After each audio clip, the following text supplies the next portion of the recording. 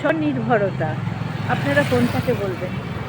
এই যে যারা খেটে খাচ্ছে, সকাল থেকে পরিশ্রম করে খাচ্ছে, তাদেরকে বলবেন, না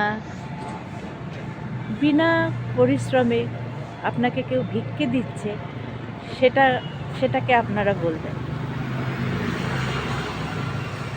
বিনা পয়সায় দান নেওয়াকে বলা হয় ভিক্ষা নেওয়া।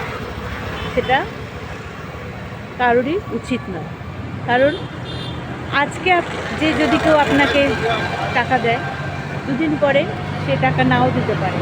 আর আপনারা যদি এইভাবে পরিশ্রম করে খান, তাহলে কিন্তু সেটা আপনাদের হাতের ওপর। আপনাদের যত খুশি আপনারা এখান থেকে ইনকাম করতে পারবেন। এটাকে বলে স্বনির্ভরতা, এটাকে বলে মাথা উঁচু করে বাঁচা। যেটুকুই আপনি রোজগার করুন, আপনাকে হাজার হাজার টাকা রোজগার করতে হবে না। আপনি যদি নিজে খেটে 100 টাকাও রোজগার করেন, সেই 100 টাকাটাই একদিন 1000 হবে, 1000টাই একদিন লাখ হবে। এইভাবে আপনি কিন্তু উঠতে পারবেন। তো আমার মনে হয়, কে আমাকে 500 টাকা 1000 টাকা ভিক্ষে দিচ্ছে, সেই ভিক্ষে না নিয়ে নিজের চেষ্টায় খেটে খাওয়াটা অনেক সম্মানের। এখানেও কিন্তু আপনাকে কারোর কাছে হাত পাততে হবে না। আপনি নিজে যেটুকু রোজগার করবেন সেটুকু আপনি খরচ করবেন।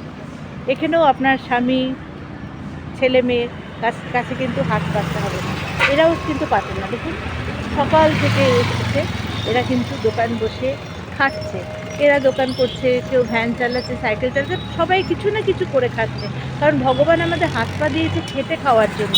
কেন আমরা লোকের কাছে ভিক্ষা নেব? কেন আমরা শুনবো যে আজকে ও আমাদের সাহায্য করছে বলে আমরা খেয়ে বাঁচছি?